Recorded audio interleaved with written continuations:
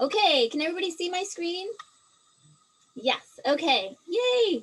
So welcome to the third masterclass of the How to Build a Successful Career as a Kids Graphic Novelist masterclass series.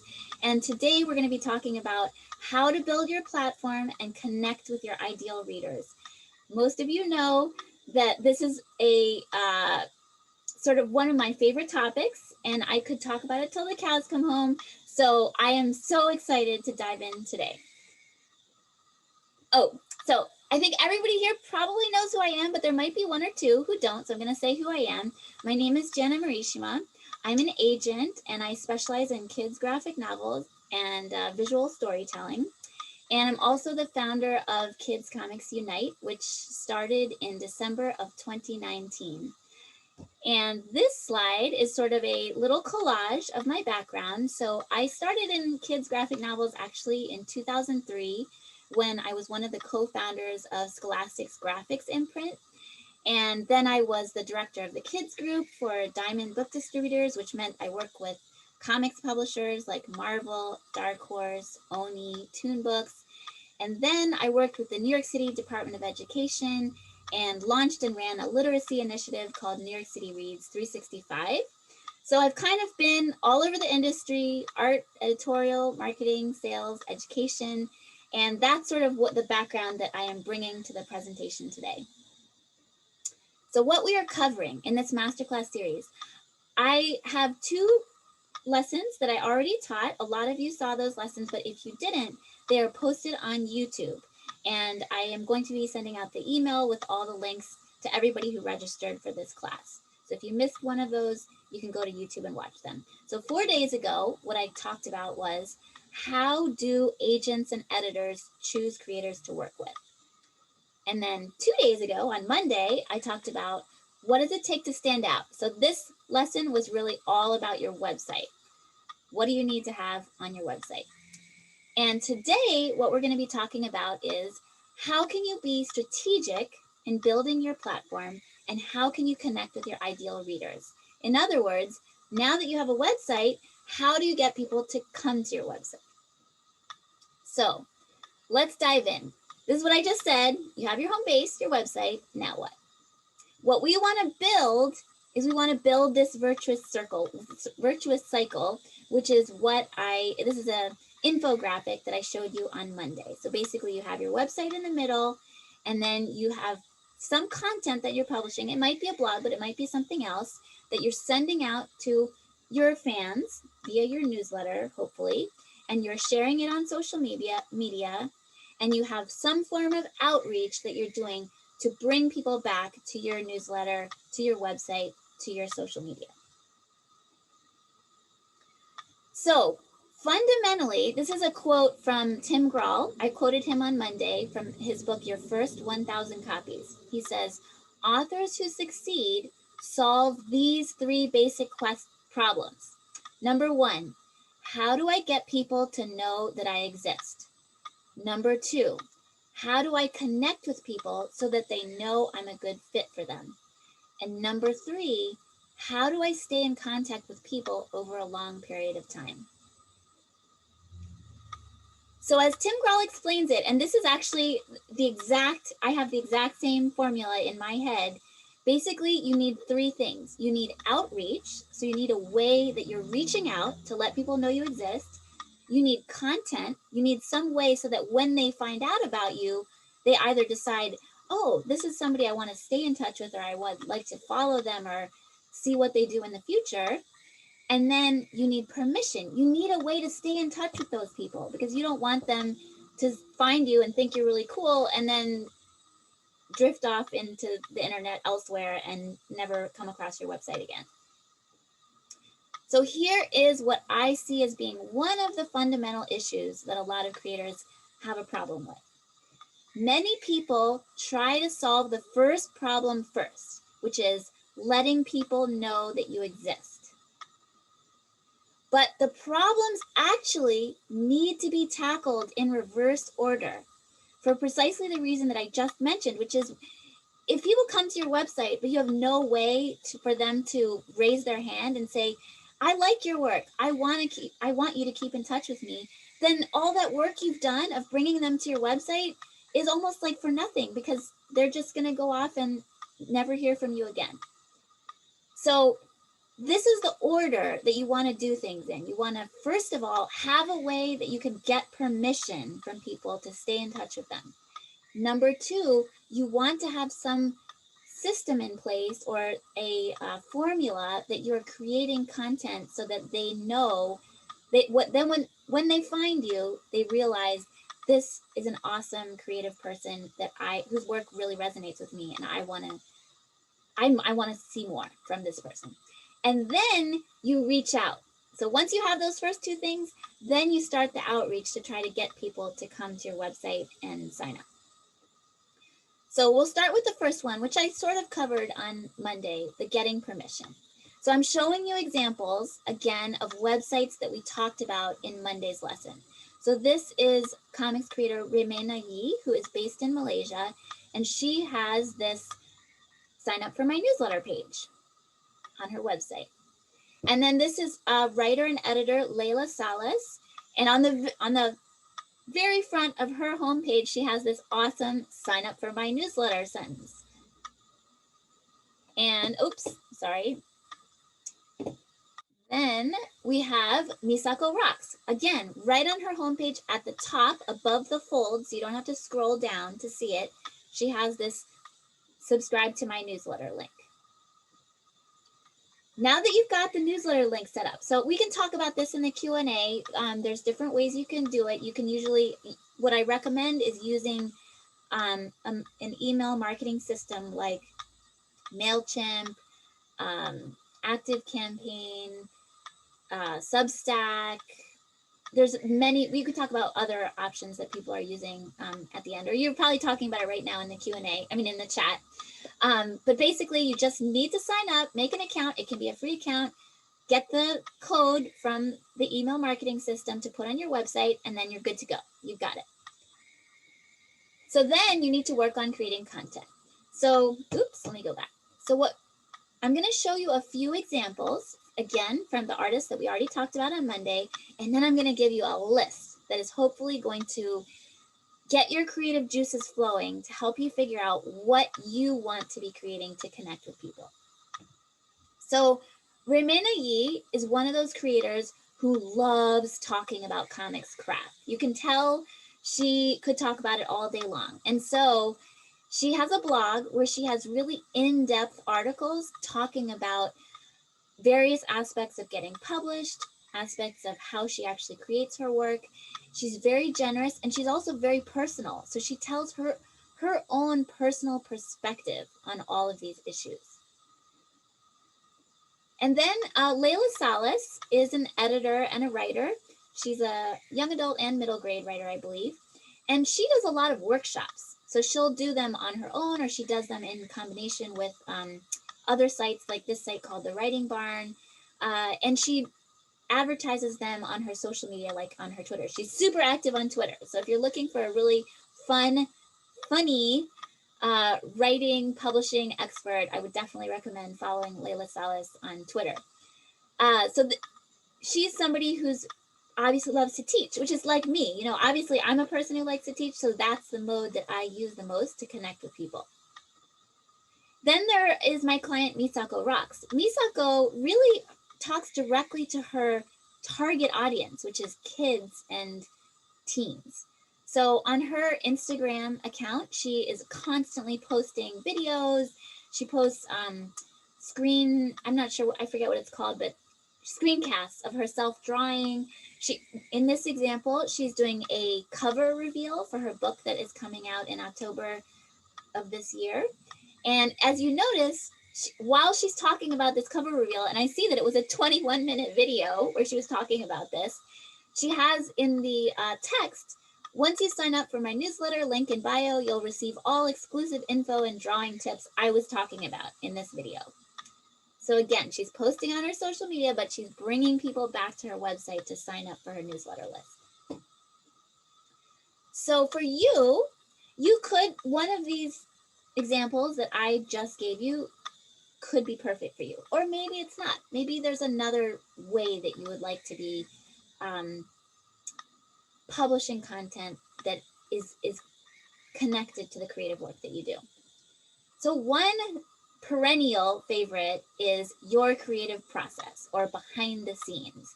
So you can talk about the revisions that you're going through with your script, or you can talk about the taking your panels from being thumbnails to being pencils to being inks to being colors, that whole process. Even though there are many people who do this type of content, it never gets old and people never get tired of it. I never get tired of it. I'm an industry insider. I am reading this stuff all the time.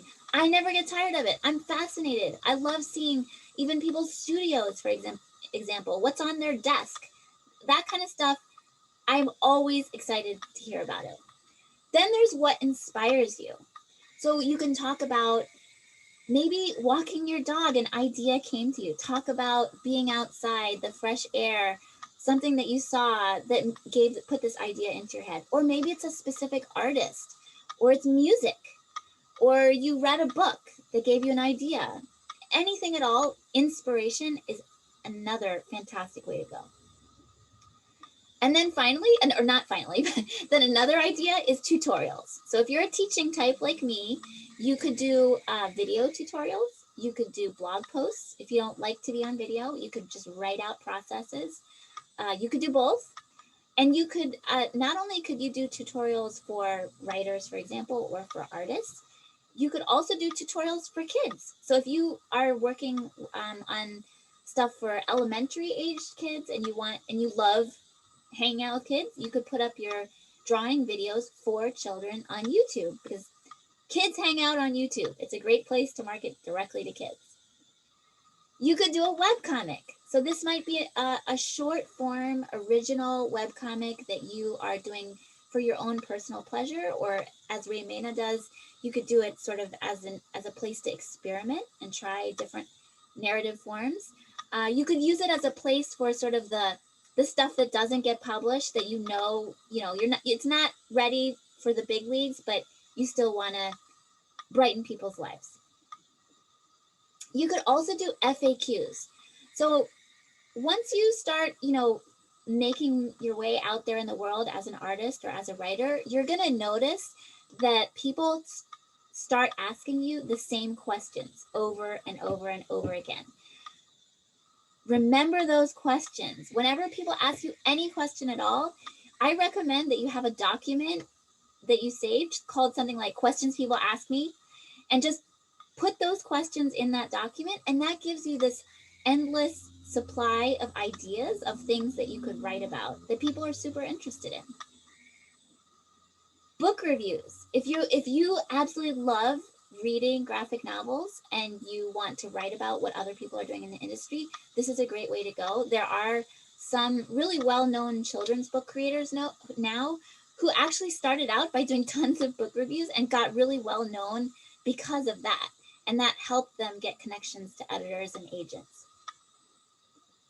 Another thing you could do is product reviews. So if you're an artist and you really love geeking out on tools, software, paper, platforms, anything at all, you could do product reviews. And that's also a way to bring in affiliate marketing. Book reviews would be the same, which is basically where you're recommending something that you've used and you've tested and you decide it's really great. And then you have a link to something like bookshop.org or Amazon, and you would earn a commission if somebody purchases a book or a product because of your blog post or your video. And then another example that you could write about would be events. So back in the day when we had comics conventions and you were maybe going to be going to a show, you could talk about that. You could talk about going to an ALA, American Library Association conference. You could talk about going to any, like a local meetup maybe, or you could start your own meetup and then blog about that or put that on your website.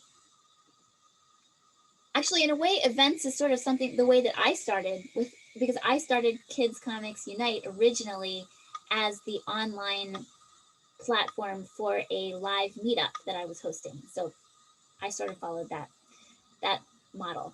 Then another idea is interviews with other people. So if you really love talking to creators, or you love talking to editors, or you could even interview agents that you want to be connected with, you could start a podcast and have a really specific slant to it.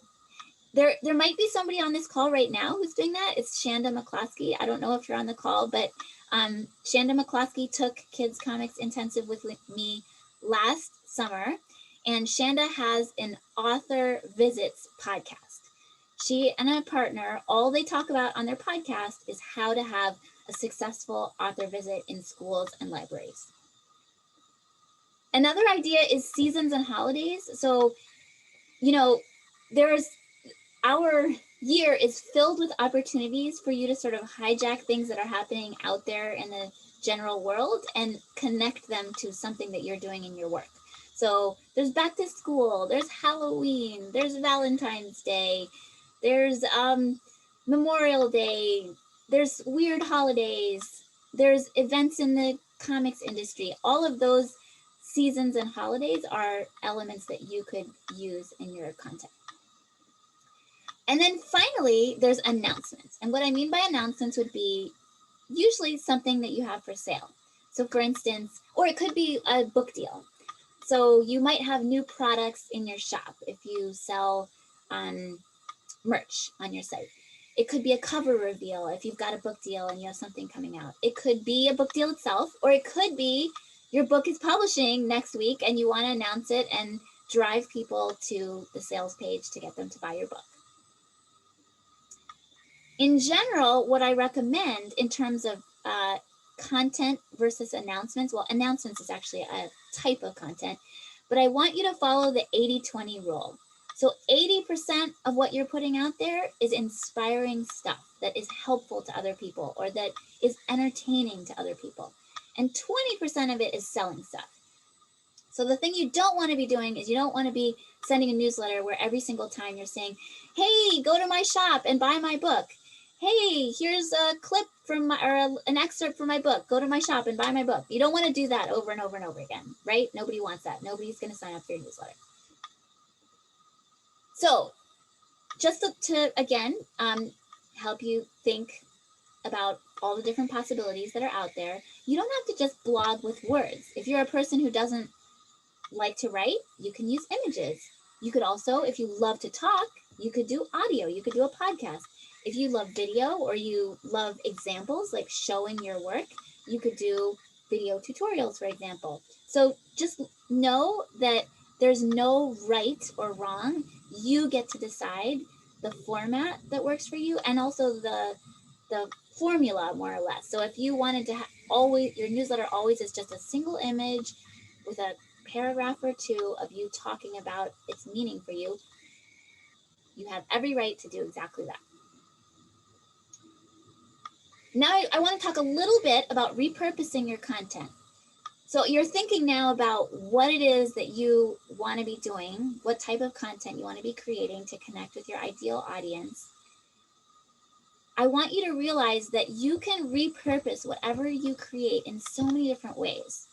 So if you publish a blog post, for instance, or you do a podcast episode, or you have a webcomic, you're going to put it on your website, publish it, but then you can also obviously send it out via your newsletter, and then you can chop it into little snippets. So if it's a blog post, you could take each of the key points in the blog post and then make them into little quotes, or you could have an image that is related to what you discussed, and then you drip it out through your social media. You can also transcribe audio and video. So if you're doing a podcast or you're doing video interviews or screencasts or something like that, you can transcribe that through a transcription service. One that I recommend really highly is called rev.com. It's very affordable and it's super fast. It's unbelievable. I can send an hour-long video to rev.com and I will get the transcription in my email inbox in like 10 minutes or something like that. So it's some sort of, I don't know how they do it. It's definitely not involving human beings, but it's pretty amazing. And then you could also repost. So if you post something on your blog, remember, you might not have a big audience yet, but if you posted it on Medium, you're using Medium's audience to help drive people. So you can post on your blog and then repost on Medium, have your little author credit at the bottom, and the author credit leads back to your website. Okay, so we've talked about having a way to stay in touch, and we've talked about creating cool content. So now we're going to talk about building that audience and bringing those ideal readers back to your cool stuff. In other words, outreach. So the first thing is put a subscribe button on your website and make it ultra easy to see. I've hammered this point home at least 4 times over the course of this masterclass series. Then another next step, which is actually one that I think people totally underestimate, is inviting your friends and family one at a time. So literally sending a single email to a single person and saying, hey, mom, or whoever it might be, best friend, I'm actually starting a blog about my work as an artist. And if you're interested in following along, here's a link where you can subscribe and you'll get my posts. And of course, not everybody is going to join up, but some people will. And it's okay if they're your best friend and your mom. That is absolutely fine, because we all start with just a few people. This is how I started Kids Comics Unite, and this is how I started my agency. One at a time emails to people that I knew, letting them know what I was doing and asking them if they wanted me to stay in touch with them. So then another thing you can do is put your website and your newsletter sign up in your email signature. So obviously when you're sending out emails, which you do in the course of your day for all sorts of different reasons, just that's an easy one-time thing you can do. You just put it in your email signature and it's there for the rest of the time that you use that email program. And then mention your newsletter sign up at the end of your blog post. So, or at the end of your podcast, or at the end of your YouTube episode, or whatever it is that you're doing. Just at the beginning, you might not remember to always do this. So you just make a little post-it and remind yourself, put newsletter sign up at the end of everything. And if you do talks or presentations, so if you're somebody who does workshops or you do author visits or anything like that, obviously, if you're talking to a group of kids, you're not going to ask them to sign up for your newsletter, but you might go up to a teacher or a librarian who organized the talk at the end and say like, hey, I have a newsletter sign up in case you're interested. You could put it on a postcard or anything like that. Or when you send a thank you letter or the thank you email afterwards to say what a great time you had at the author visit, you can ask them if they want you to add them to your newsletter. In conversation with people, you can always ask if you're having a chat with somebody and they show enthusiasm about what you're doing. You can tell them, I actually have a blog and a newsletter that I send out where I talk about my work, and if you'd like to stay in touch, I can add you. And then in product mailing, so if you're somebody who sells merch, so you do stickers or you sell original art or you sell prints or anything like that, and you are shipping it out to people, you have a little postcard, and in the postcard you say, thank you for your purchase and sign up for my newsletter. You can also, like I showed you with Misako, you can post about it periodically on social media.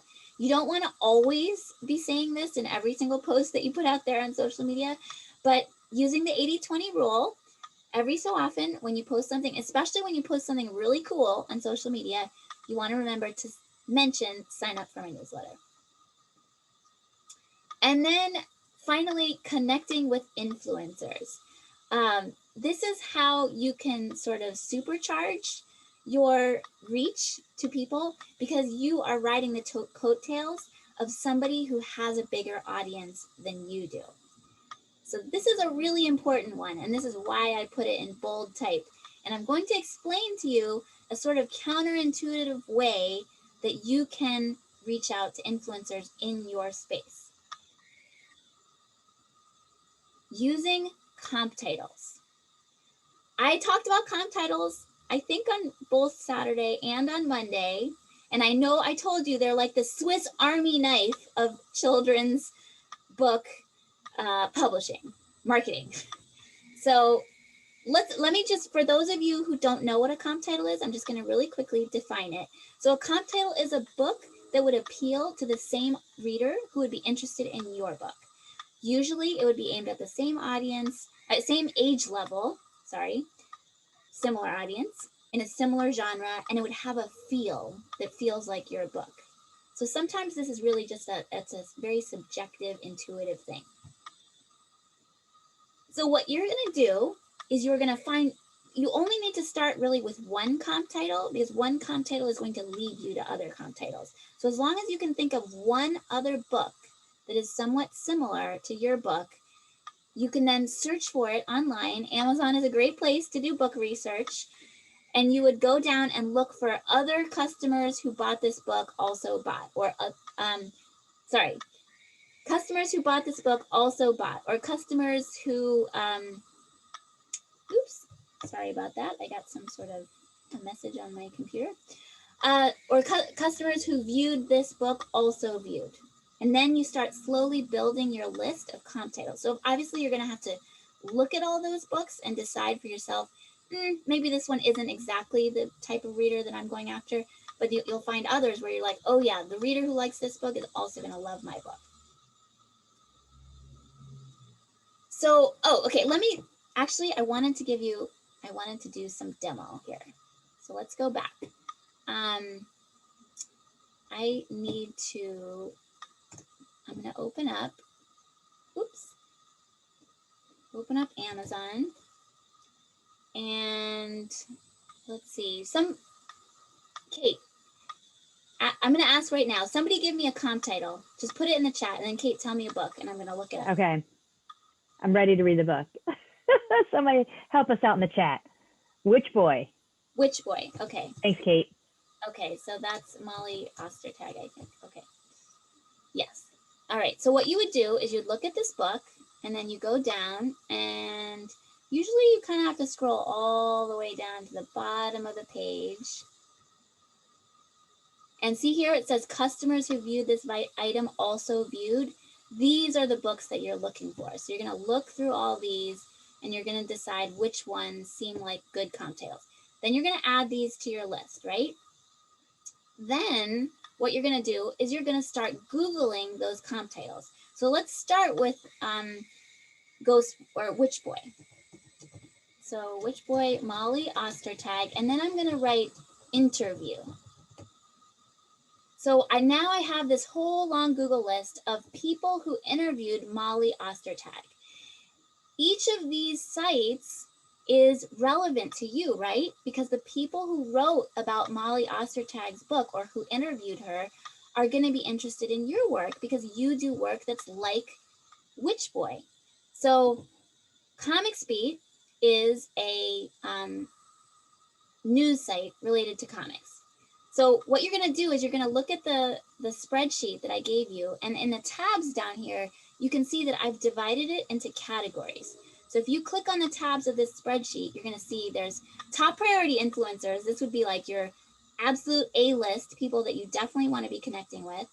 Then there's book review blogs, podcasts, awards, traditional media, conferences, organizations, YouTube shows. I think there's another tab that's like libraries, etc., etc. So you would go through these and you'd say to yourself, okay, Comics Beat, I can put them in my spreadsheet as under traditional media, for instance. And then there's this YAYOMG. Let's take a look at that and see what that is. Oh, yay, oh my God. So it looks like this is a blog of some sort. And they are covering The Midwinter Witch, which was a feature book in that series. So this would be what I would call a book review blog. So you can put that in your spreadsheet. And now you know, this is another person that you're going to want to keep on your list to get in touch with in the future. And you sometimes have to search around to figure out who you're going to want to get in touch with. It's not always easy. At the very bottom of this website, I see it says contact us, info@yayohmygod.com. So you put into your spreadsheet info@yayohmygod.com. That's their contact. And when you're ready, you can reach out to them. Does this make sense? Kate, it all makes sense. Okay, good. All right. I love the live example, Jana. It's a good live example. Okay, cool. So now, how to reach out to these influencers. So basically, it's a lot of work. What I just described to you is basically what a publicist does. So it's not like a one and done easy thing. It's going to take hours and hours, but it will pay off. If you want to be in this field, you've got to hustle. If this is a challenging business that we're in, right? So this is sort of the step-by-step process that I would take for connecting with influencers. Number one, you keep a running list. You start with a spreadsheet, and as you come across people, not just by doing the research that I showed you, but just through your everyday Googling and reading about books, you'll find more people to add to your list. Then you're going to want to follow their social media accounts. So when you visit, if you're active on Twitter, for instance, you want to follow them on Twitter, or if you're active on Instagram, you follow them on Instagram. If they have a newsletter, you want to subscribe to it so you see what the kind of stuff that they're putting out there. And then you want to just kind of slowly get on their radar. So you comment maybe on their social media posts, or if they send an email newsletter that you think is awesome, reply. Feel free. People reply to my email newsletters. I always read the replies, right? Always. And I almost always reply to the replies because I'm so excited that somebody replied to my email newsletter. And almost everybody's the same way, right?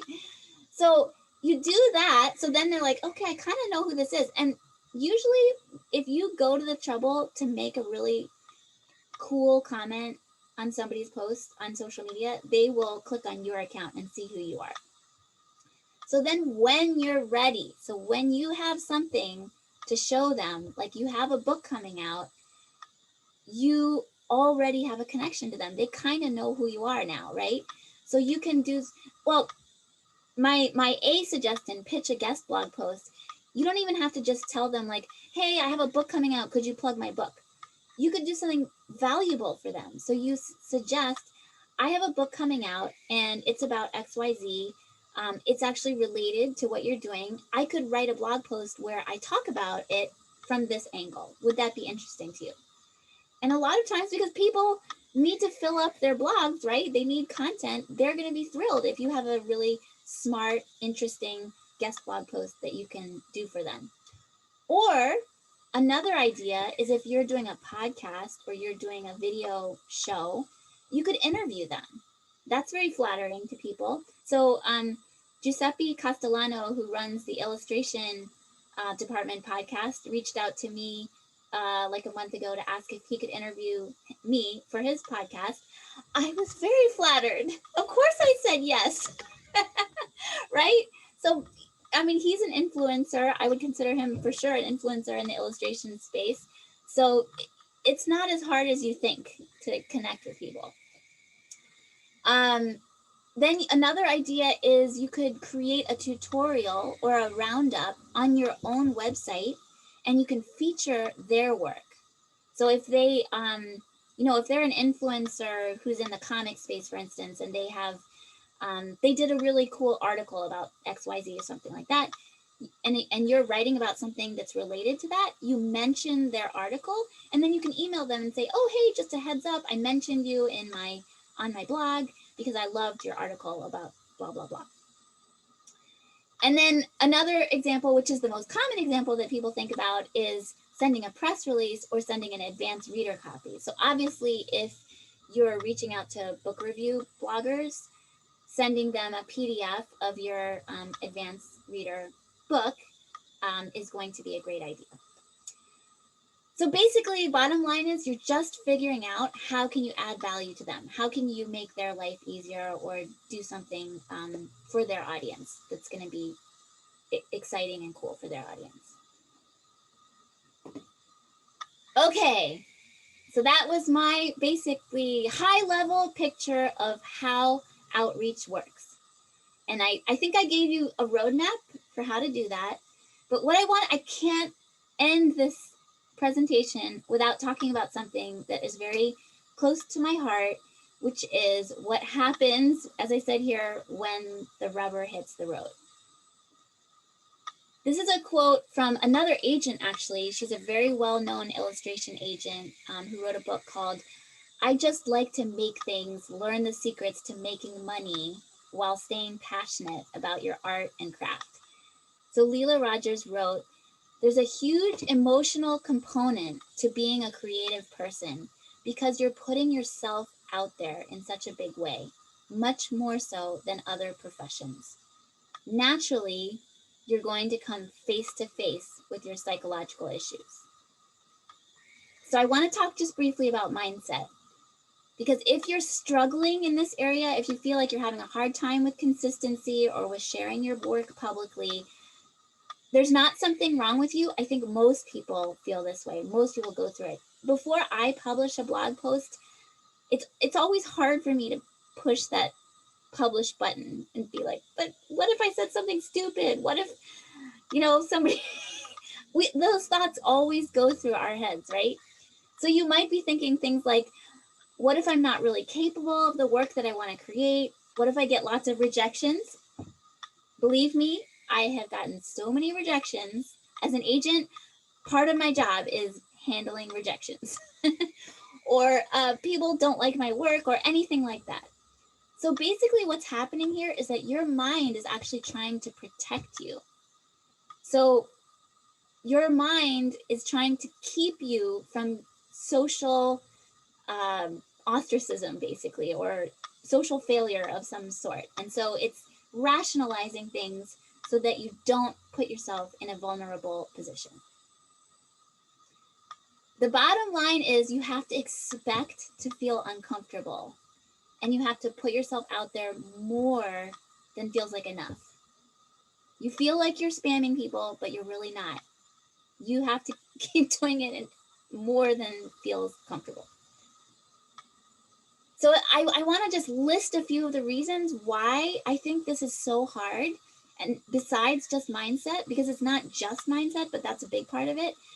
Number one, we're faced with technology nowadays that is complicated and changing constantly. And marketing is complex. I've just given you this really, really big picture overview of marketing. And I'm sure that some of you are thinking like, how can I get all this done? And then there's also the whole factor of neurobiology. It influences our confidence levels, right? So some people are just wired to be more confident than others. One example is my client, Misako Rocks, who I've already talked about. She is just naturally very confident and never seems to get stressed about putting herself out there like crazy. She's Japanese is her native tongue. English is not her native tongue, but she never seems to worry about posting all over the place on Instagram. Even if there's grammatical mistakes in there, doesn't bother her in the least. My husband is also Japanese, and he's not like that. He always feels worried about his English and doesn't want to, he literally asked me to copy edit every single one of his Instagram posts because he's one of a normal person like the rest of us, right?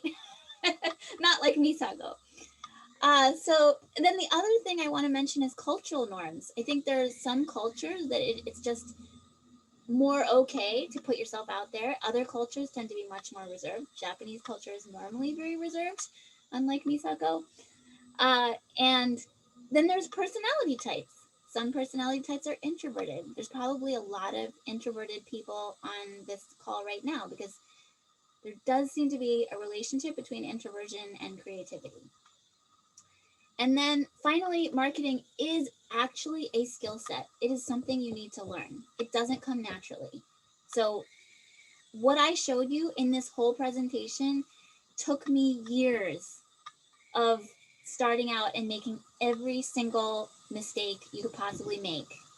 So you just have to give yourself room to start at the beginning and take baby steps, step by step. That's what it's all about.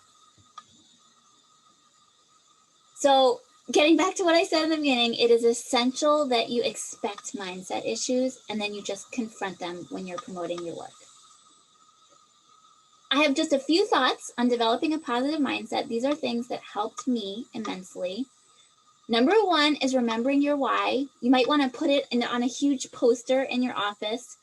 Why are you doing what you're doing? Why do you really care? And then when you start feeling that feeling inside of yourself, like, I got another rejection, or I have to put myself out there on social media again, and it always feels a little yucky, look at your why. Social media, you don't have to use social media. It could be just posting on your blog. I want to make that point. You don't have to use certain social media platforms if you don't want to. And then secondly, just try to become aware of your thought patterns. Personally, for me, meditation helped me a lot with this. It helped me start to realize how my mind was working, so that I developed that meta ability to be able to look at my mind and say, like, oh, I'm rationalizing right now. I don't want to do this, so I'm telling myself I don't have time, or I don't have energy, or blah, blah, blah, whatever it is. And then be biased toward action. So always just ask yourself, what's the next little step I can take? I said this, I think, in the masterclass on Monday. Usually on Sunday night, I spend some time just looking at what I have to do and thinking to myself, what is the single most important thing I want to get done this week that is going to move me forward towards my biggest goal? And then I make sure I have scheduled that thing in to the week. And if I get nothing else done, at least I got that one thing done. And you can follow the same principle with yourself every day. So when you have your list of things that you're going to do during the day, take a moment, look at your list of things, and ask yourself, what's the most important thing that I can get done today? Or if I don't have time, what's the smallest thing I can get done on my creative work? Both of those are equally valid. And then don't try to do things by yourself. This is not the type of work that you can do in a vacuum. You have to be part of a community of supportive people. And they might not be your family or your close neighborhood friends. They might be people who live halfway across the globe from you, but those are your biggest cheerleaders. So Kate, right? Kate is one of my cheerleaders. Kate and I know each other from having taken a course in online business. And Kate and I are always cheering each other on. We have a regular meeting where we talk about what we're doing and troubleshoot and say, yay, you did it. So I'm sure Kate's going to send me an email after today's masterclass, and she's going to be like, Jana, you did it. So that is so important. That I cannot emphasize enough how important it is that you find other artists or other writers who understand what you're doing, who know what you're doing. They know the manuscript that you're working on, and who can give you good advice and be your cheerleader.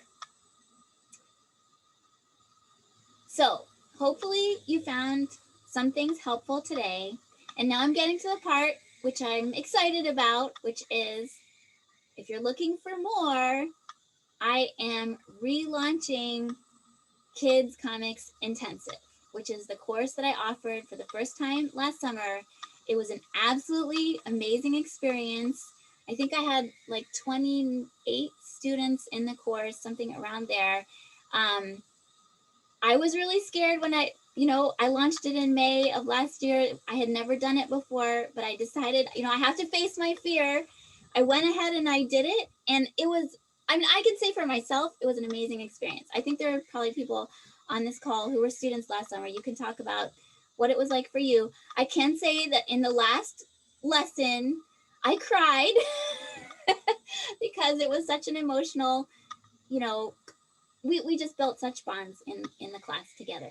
So this year's Kids Comics Intensive is going to begin next Tuesday on February 9th is the first lesson. And basically what it is, it's a 13-week live hands-on course intended to help you make massive progress.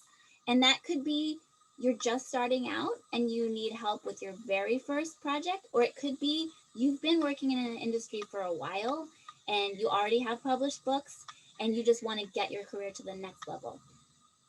I had students in my course last year who had never, you know, who were just getting started with their very first graphic novel project, had no background in publishing at all, not even really a background in art or writing.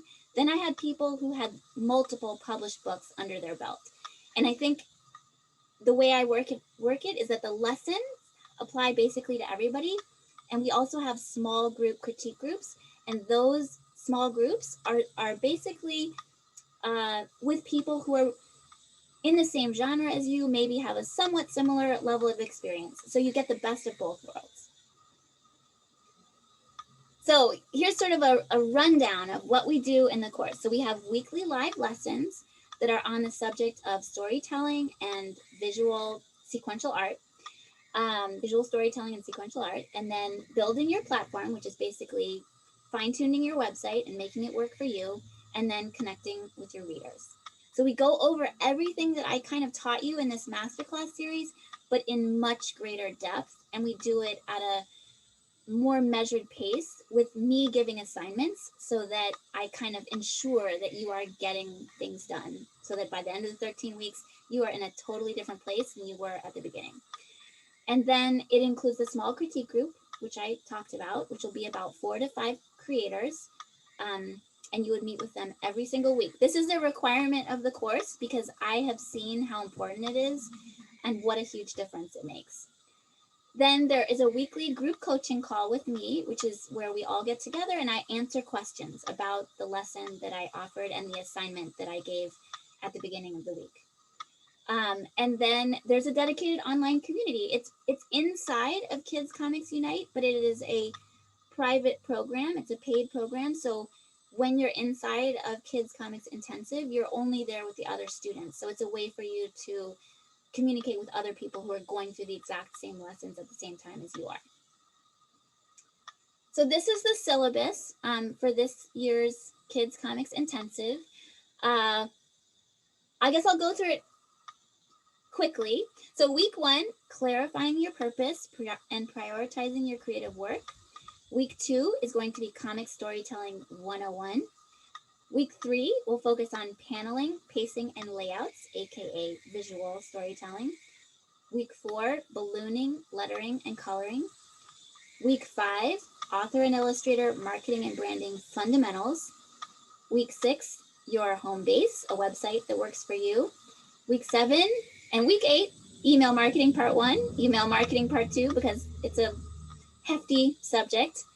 Week 9, understanding the industry, agents, editors, pitching, and more. Week 10, planning outreach and PR. Week 11, what you need to know about social media. And week 12, making money and diversifying your income stream. The final week, week 13, is where we get together and we make a 3-month action plan so that you have a plan for yourself for the next 3 months after Kids Comics Intensive is done. And I'm actually not the only person who's going to be teaching it. Rivka is going to be my co-instructor. She is going to be teaching weeks 2, 3, and 4, which are about comics craft, because Rivka is a working graphic novelist, and she's working on a book with First Second right now. She has her previous book. Rivka, you can put it in the chat. I'm forgetting the title, but it was an ALA. It was on the ALA Best Books for Teens list. And I am, obviously, I introduced myself at the beginning. I will be teaching the rest of the course. So I do want to emphasize that this is a time commitment because the word intensive is sincere. It is an intensive course. So you have to be willing to put the time in. But if you do, I feel like I can pretty much guarantee that you will get so much out of it. It's 13 weeks long. It begins next Tuesday. I basically already covered all of this. And then I have a couple of bonuses. So one bonus, which is different than a lot of online courses that you can take, is that all of the lessons are going to be delivered live. So just like I'm doing right here, I am offering these classes live. They're not recordings. And I do post replays. So if you live in a different time zone, or if you have a work schedule and you can't always attend the lessons live, you'll still always be able to watch the replays. one thing I do want to say is I'm not sure I will always be teaching the lessons live when I teach Kids Comics Intensive in the future. But for now, that's one of the great things about how I'm teaching it. The other thing is I'm going to be including video lectures from last year's Kids Comics Intensive, including a lecture by Cheryl Klein, who is the editorial director at Lee and Low, and herself a children's book author, and the author of an amazing book about the craft of writing children's books called The Magic Words. And also, I'll be including the video called Sequential Art 101 by Matt Madden, who is the co-author of a really fundamental textbook in the world of graphic novels, which is Drawing Words and Writing Pictures, which he wrote with his wife, Jessica Abel. And then the other bonus that I'm really excited about is that if you join Kids Comics Intensive, you will also be a member of Kids Comics Insider for the duration of the course. So Kids Comics Insider is not a course, it is a membership community. So it's a paid community that's part of Kids Comics Unite. And inside of that community, we have weekly live events. We just today, before I got on this masterclass, we had our book club meeting where we talked about Hitmakers by Derek Thompson, which is a book about how bestsellers, hits happen, about the art and science behind it. It's a fascinating book. The way we do the book club is we usually read graphic novels. So we read really, really important, influential books in the world of kids and YA graphic novels. But sometimes, just to mix it up a little bit, we read a book that is either a business book or a marketing book that's highly relevant to your career as an author or as an illustrator. Then we also do lunch and learns. So lunch and learns are sessions where we have really, really specific topics that we get into. It could be about Twitter, or it could be about Amazon, or it could be about, so up here, the upcoming Lunch and Learn is about merch, different print on demand sources for merch. So ARP is going to be going into those and talking about the pros and cons of all of them, or some of them. And then we have office hours, which is sort of like the group coaching call that's inside of Kids Comics Intensive, where I'm just there, we chat, I answer questions. It's just like a happy hour. And then I have industry interviews. So industry interviews are usually with major people in the field. And the next one that I have coming up is with Mark Siegel, who is the editorial director of First Second and also one of the co-creators of the 5 Worlds series that is published by Random House. So they're big people in the field who do these monthly interviews with me. So, the other thing I want to mention is that if you want more, I am also offering Kids Comics Intensive Premier, which basically includes 2 one-hour private coaching calls with me after Kids Comics Intensive is done. So that's if you really want to get in nitty-gritty one-on-one with me, this is the option for you.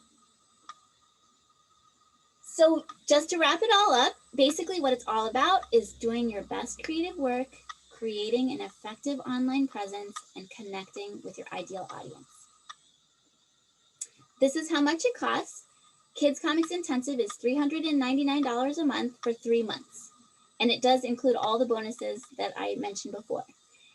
Kids Comics Intensive Premier is $599 a month for 3 months. And what that includes is everything that I just described, plus the 2 private coaching calls with me after the course is done. And here's how you can enroll. So if you're a member of Kids Comics Unite, you just go into Kids Comics Unite. And if you're not a member, obviously, you can join after this call. It's free. You'll just get in. I have to approve you. So if it takes a little bit of time, that's because I'm clicking the approve button. And then you click on programs once you're inside Kids Comics Unite. And then you would click on the program, which is Kids Comics Intensive, and then that's going to show you these 2 options here. And you can decide which one you want to buy. If you want more information, I did create a page on my website that has all the details that I just went over in this call and probably more. And the URL for that is janaco.co/intensive. So I want to wrap it up with things that I have learned. So basically, what I'm trying to convey to all of you is that persistence and commitment is more important than talent. I truly believe this. And everything is learnable. Even if you feel overwhelmed, or even if you feel like you're bad at something, everything can be learned. So even I've learned to do a lot of stuff that I didn't think I could learn how to do, like launching an online course. And finding allies and kindred spirits is essential. So, so important.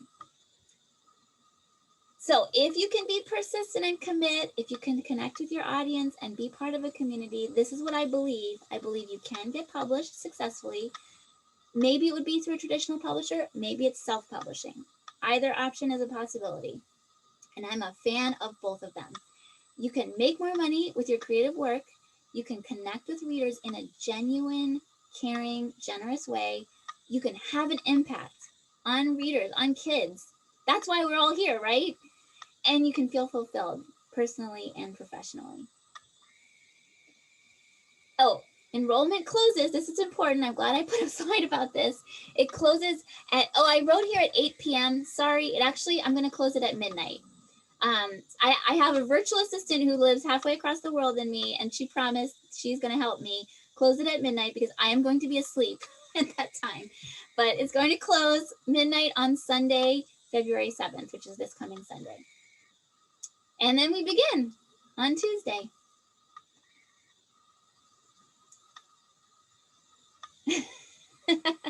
So now we're at the questions. That was I don't know how long I was talking for, but I think it was long. No, this is great. We've been talking for about an hour, which is, I think, perfect. Oh, cool. And okay. We have some questions about the content you shared, which is really good. But also, I want to dive into just a few quick questions that people had about the program. Okay. So one, do you know what time the live sessions will be? Yes, I'm pretty sure. I haven't nailed it down, but I'm pretty sure the live classes will be at 11 a.m. Eastern time on Tuesdays. And the office hour, or the group coaching call rather, will be at 11 a.m. on Thursdays. Okay. And then let's see, is this for author illustrators only, or will this help a writer only? I do both, but wondering for other people I know. Yeah. This is for both writers and writer artists and illustrators. As long as you're interested in kids' graphic novels specifically, because that is definitely the focus of the course. Okay. Would the course be adaptable to picture books, author illustrator versus graphic novels? Well, that's an interesting question. I personally think you could get a lot out of it, but the craft courses, weeks 2, 3, and 4, are definitely going to be very focused on sequential art, which is comics. And we'll probably talk a little bit about the difference between picture book storytelling versus comic storytelling. But the whole marketing and website part of it is applicable no matter what type of work you're doing. They're very, very universal principles. Okay. Let's see here. I think you answered this, but are all the classes in the $3.99 monthly course? Are all of these classes in the $3.99 monthly course? Yes.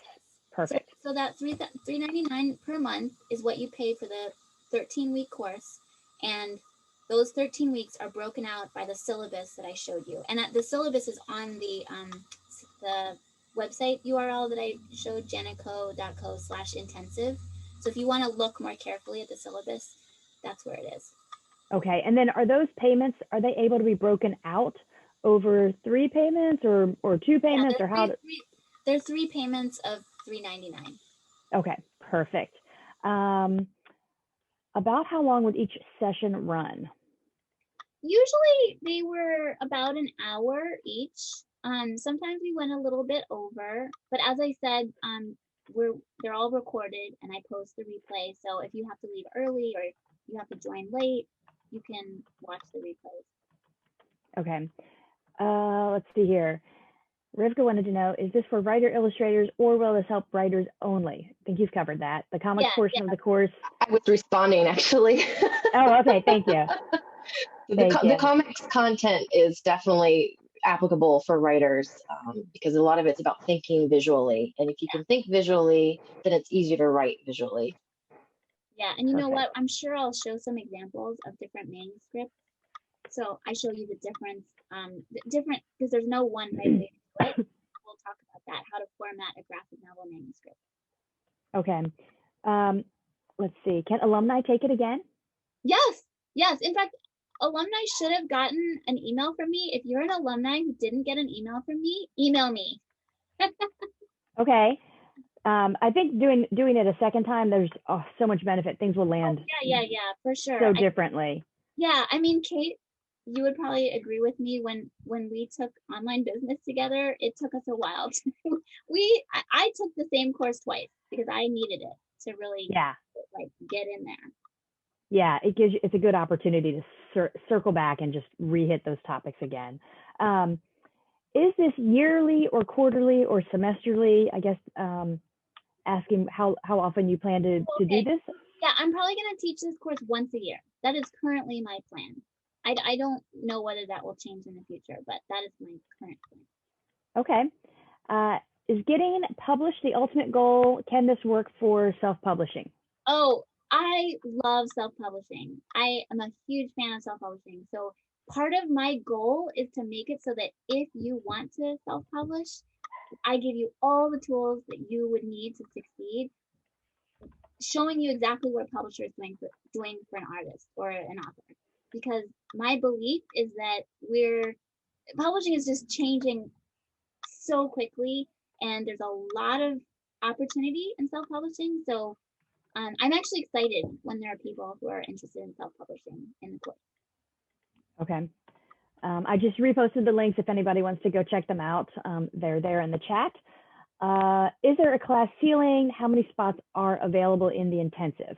And so I don't know, there's the intensive and then the piece that if you wanted to go a little extra and schedule. Oh, yeah. Well, I don't have a ceiling not at the moment. There's definitely a ceiling in terms of the small critique groups. I will not make them larger than 5 people because I believe it's very important for you to build a strong relationship with each other and to have enough time to really get to know each other's work and support each other. So that is one key component. That's why I designed the course the way I did, because having that small group is part of what holds you accountable and helps you move forward. Yeah. Okay. The intensive is showing in the app is not available for purchase. Oh, okay. Oh, no. If you are on a mobile device, it is possible that you can't buy it, or on an iOS device, I believe, because iOS has to approve these.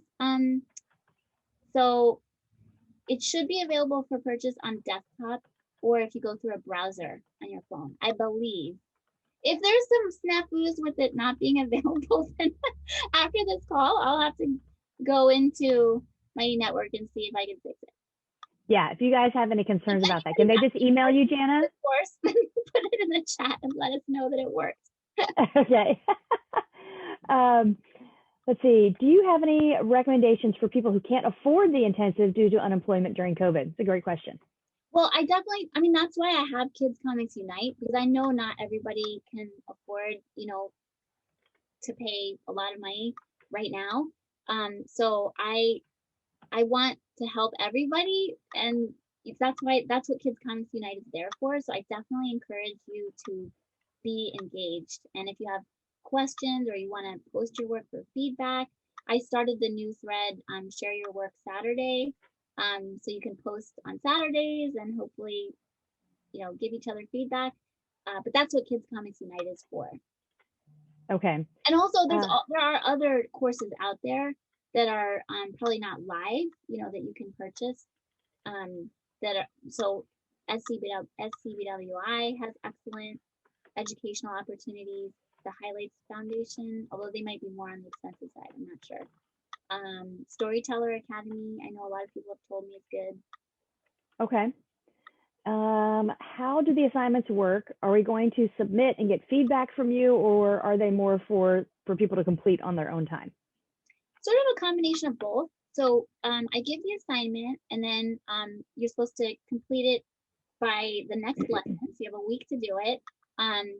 And what I ask is that you always post your work in the main activity feed inside of Kids Comics Intensive so we can see it and we can cheer each other on and offer feedback. And then also in the group coaching call, if you are struggling with something in the assignment or you have questions about something specific that you're doing, that is the time when I will be looking at it and talking to you specifically about it. Okay.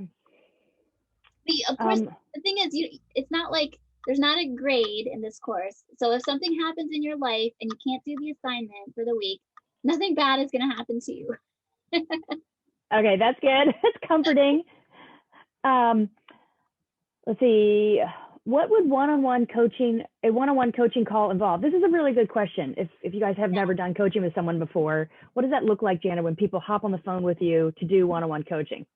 Well, it's very freeform, and I've done one-on-one coaching on so many different topics. So it could be like what we typically think of as coaching, which is more about mindset or time management or, you know, writer's block or issues like that. Or it could be really technical. So if you have publishing questions, like about specific publishing houses or working on your pitch or formatting your manuscript, or you're having trouble with character development, something like that, then we can talk about that. So it really runs the gamut. And my goal is just to be there 100% for you during the call. So we're just focused on your issues and getting you moving forward as much as possible. Okay, so these two questions seem to be sort of related. No coaching a la carte yet. And then also, do you do coaching sessions one-to-one outside of the intensive? Do you do one-on-one coaching outside of the intensive? Yeah. I've had people ask me that question before, and at the moment, I can't offer it because I am maxed out. But maybe in the future, so many people have asked me about it, but right now I don't offer it.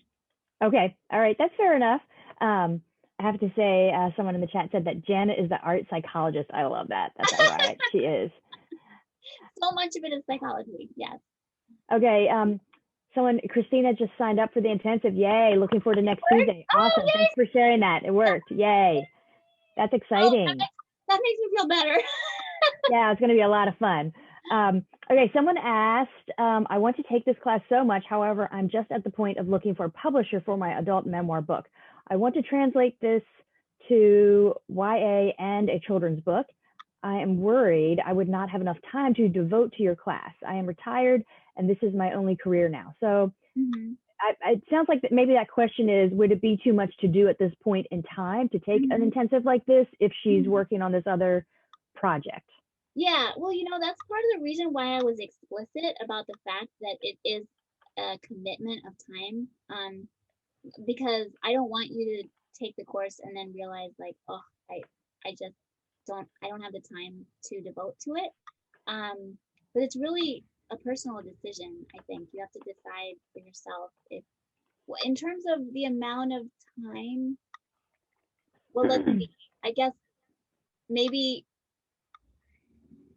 I'm thinking like it'd be probably like five hours a week is going to be Zoom meetings, because you're going to have the lesson, you're going to have the group coaching call, and then you're going to have your critique group. And then whatever other amount of time that you spend on the assignments and on your actual work, obviously. But because a lot of the assignments revolve around your work. So you get to decide what the project is. I'm not telling you, draw comics based on this story. It's going to be your story that you decided. That's what we work on in the very first week. Okay. I have to share this. Rory and Gibson said, it's kind of shocking how much one-on-one with Jana can help and inspire. Worth the money if you have it. That's really sweet of you to share. Oh, yeah. That's awesome. Oh. Let's see here. Okay. So could you give an example of the type of assignments we get? Well, in the beginning, the very first week, I think is an assignment related to finding your why and clarifying your core message. The week after that, Rivka, we talked about it, but I'm trying to remember. Do you remember what the assignment that we talked about for the first? It's going to be a short script. I want people, they'll write a short scene, and then the follow-up week will actually be storyboarding that scene. And then the final week will be putting that into actual page layouts with balloons, very rough pencils, and very rough colors. Yeah.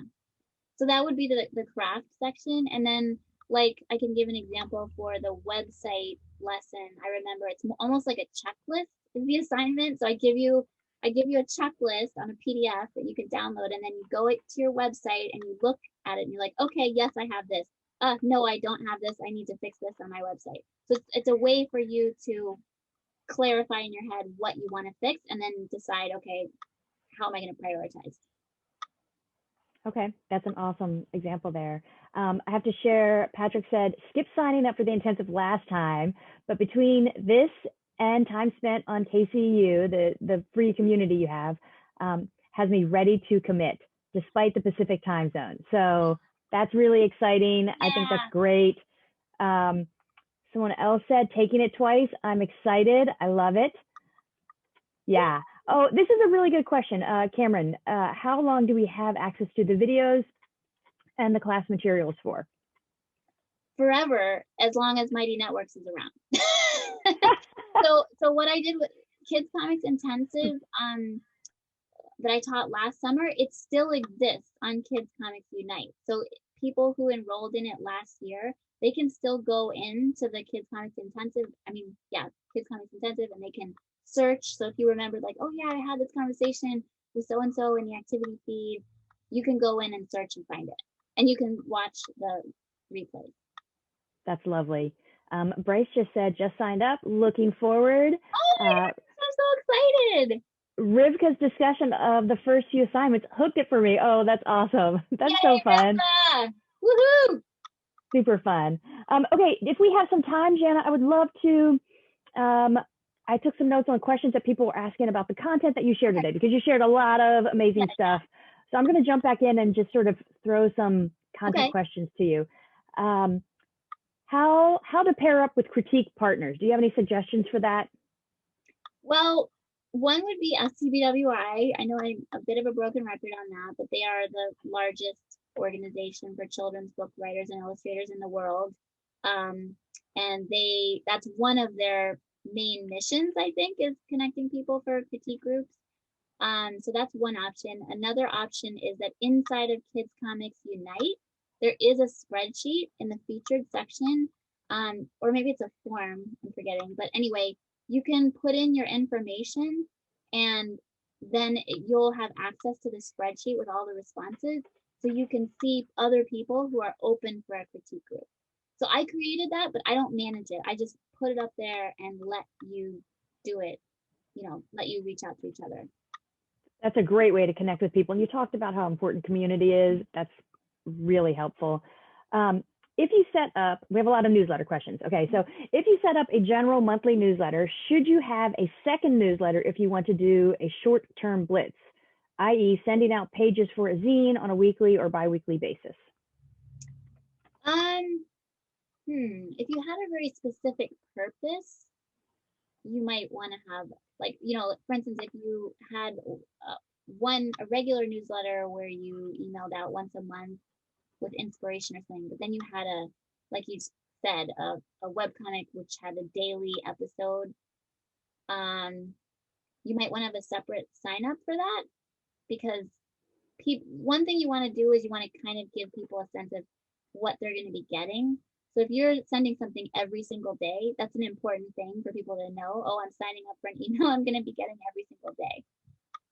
Yeah. Okay. So that could be like a segment somehow or another in your overall list as well.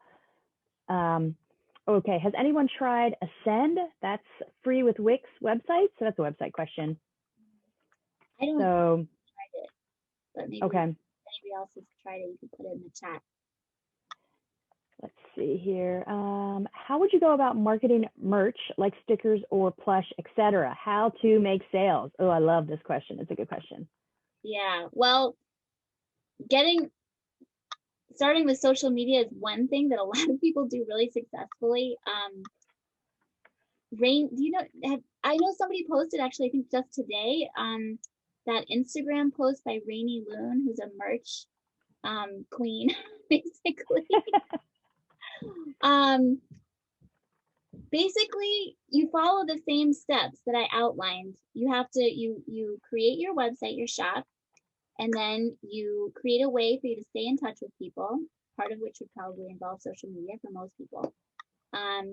And then you figure out how to get the word out, and it's going to just slowly build over time. So it's the exact same model that I covered in the masterclass today. Okay.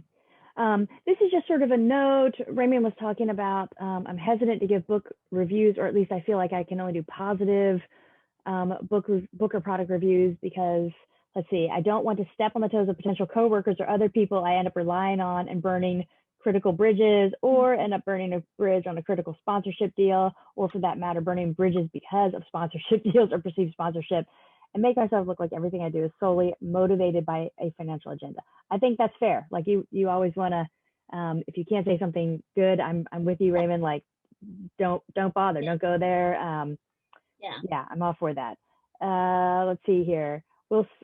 This is just a technical question. Will slides be a part of this? Will you send out a PDF of the slides, Jana, of this webinar? Oh, yeah. In the email, I forgot last time to put the PDF in the email, so I'll remember this time, and I'll put the PDF of the presentation. Okay, cool. Thank you. What is a good length for a newsletter? There is no good length. It really depends on you. Sometimes newsletters can be super, super short.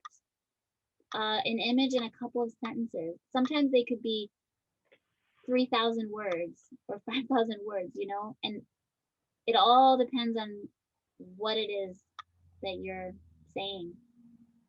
Yeah. There's no right or wrong. Okay. Let's see here.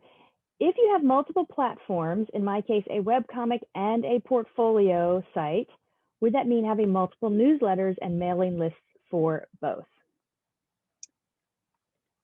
It could, but it doesn't have to. So if you had a separate webcomic site and then you had your author illustrator site, you could have one newsletter sign up, where if people sign up on one site and they sign up on the other site, it all goes to the same list, or they could be separate. So that's more of a strategic decision. You have to kind of think about, is it an overlapping audience in both places, and also thinking about time, like, do you have the time to actually keep up with two separate newsletters? That's something that I struggle with because I have my agency and then I have Kids Comics Unite, and yeah, it's not easy. So you have to be realistic. Yeah, that can be a lot of lifting. Do people have to sign up for a newsletter via a site, or is it okay to add them with verbal permission? That's a great question.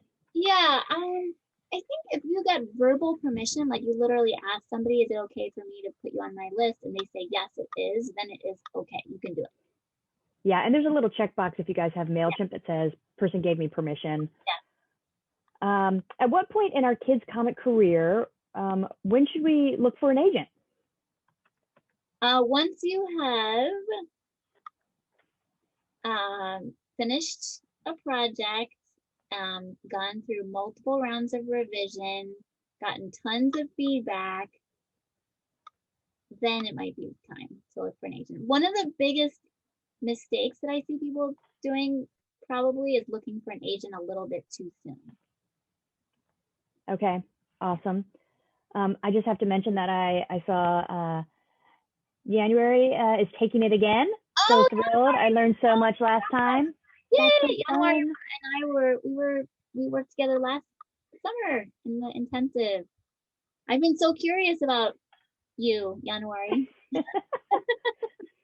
Well, you get to learn more because you're going to spend some more time together, which is awesome. Okay, another question here. I already have a LinkedIn profile for my IT professional persona, but I've been thinking on opening a new profile focused on the illustration persona I want to push forward. So is LinkedIn worth it for an artist/illustrator type as much or more than social media profiles? Do I guess ADs, art directors, and editors really hang out that much on LinkedIn?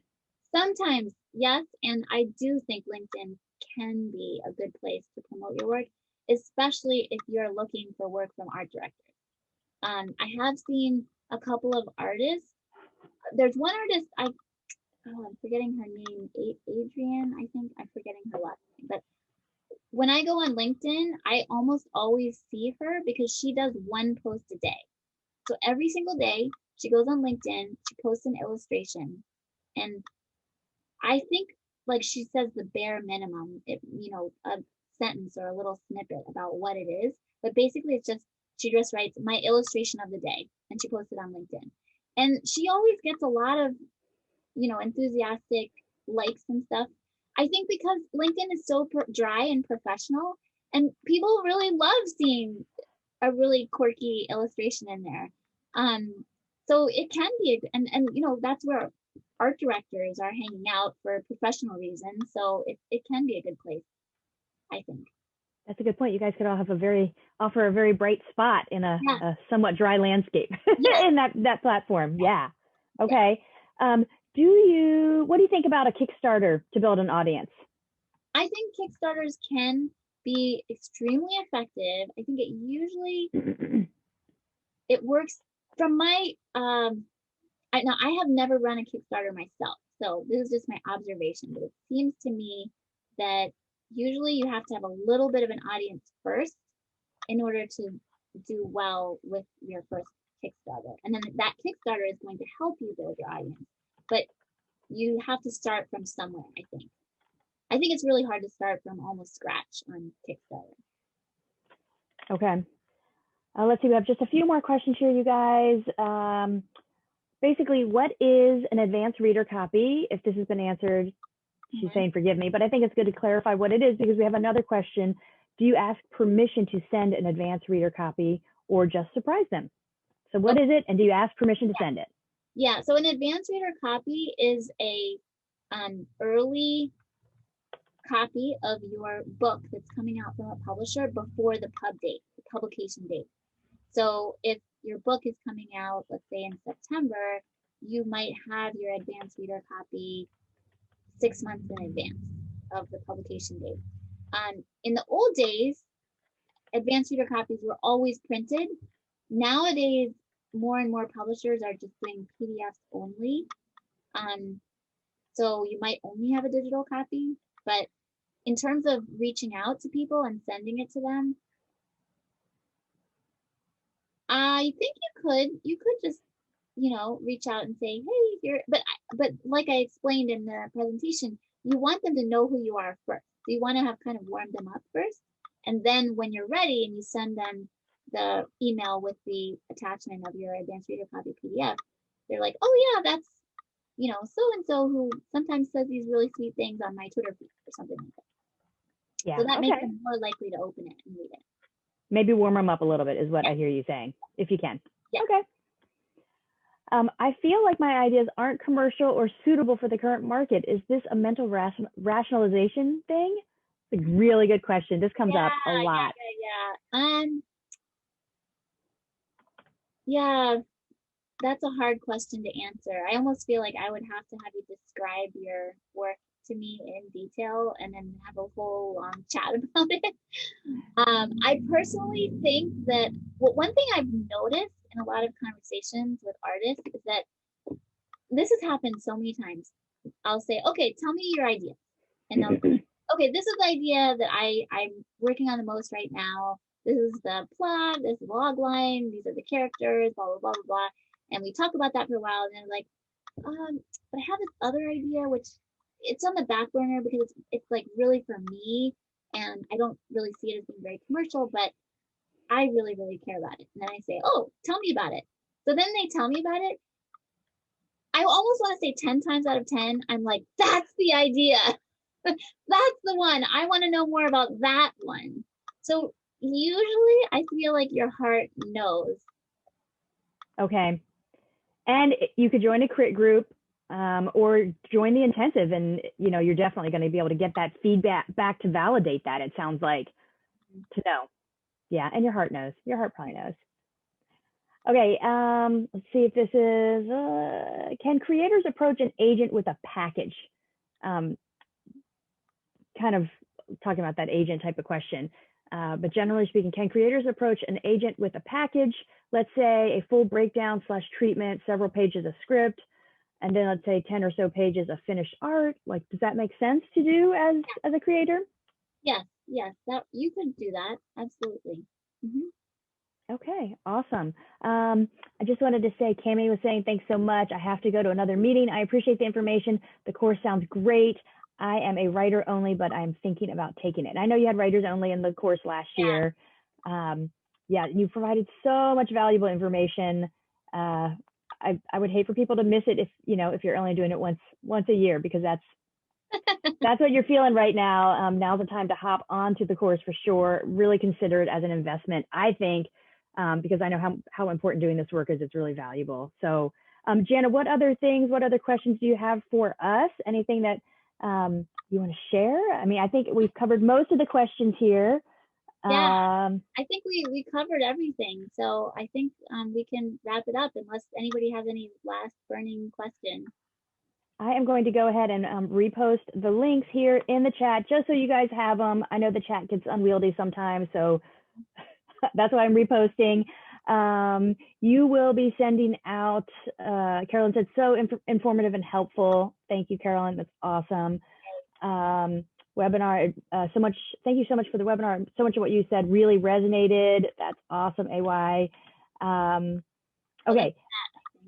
AY, isn't it? Isn't it? Okay.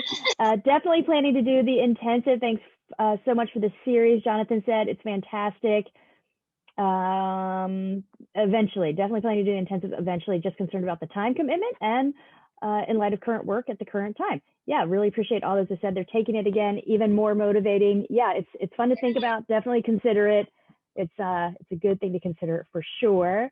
Fantastic masterclass, Jana, an introductory to the intensive class. Yeah, because all of these things, you're going to go a lot deeper during the intensive, right? Yep. Basically, what I do in the Masterclass series is I teach what I teach in the intensive, but I just go much deeper in the intensive. So. Yeah, what I liked about a lot of what you said, Jana, was that yes, it's work to do, but all of it, when you break it down the way that you break it down, it's really doable, step by step. It becomes not hard. It feels overwhelming when you're at the start, right? But you break it down, people take action, they test it, they learn so much. Yeah. It's a really good process. Okay, so I'll share. Oh, do I? Oh, yeah. So these are the links if you want to learn more. So yeah, let's have those up. Yeah, janaco.co intensive. That's the page on my website where I have like everything about the course in one place. And then if you want to enroll, you just go inside kidscomicsunite.com to the courses page, and that's where you'll find it. Okay, and then everyone who was registered for this series of webinars, I just want to restate, you are going to send a follow-up email with the recording. It takes a little while to render. Yeah, it does. A PDF of the slides, because you have a lot of good links in here, especially that helpful tracking sheet, which I love. Yeah. And the registration closes this Sunday, February 7th at midnight East Coast time. So adjust your time zones mentally here. Midnight, Sunday, February 7th. If you're interested, definitely sign up. If you can't do it this year, jump into the Kids Comics Unite. I always say that name wrong, but the free group that you run, because that's pretty amazing too. So much value there. A lot of good stuff. I know a lot of you guys are already members of that, which is awesome. What else do you want to share, Jana, before everybody goes? We're good, Kate. Thanks for reminding me that we should mention that it closes on Sunday. Yeah. Okay, my last question is, if anyone has questions for you, can they email you directly, or how can they get to you with questions? I prefer that you put your questions on the replay that I'm posting inside Kids Comics Unite or in the comments on YouTube, because that way other people can see your questions, because a lot of times people have similar questions. So it could be really helpful. Yeah. So if you ask a question, ask it on the YouTube replay or in the Kids Comic Unite comments. That way it'll be answering the question. There are probably 10 other people who have the same question. Okay, cool. Thank you. Yay. Okay, guys, we made it. Thank you. Thanks for hanging out, and I will see you inside Kids Comics Unite. Bye.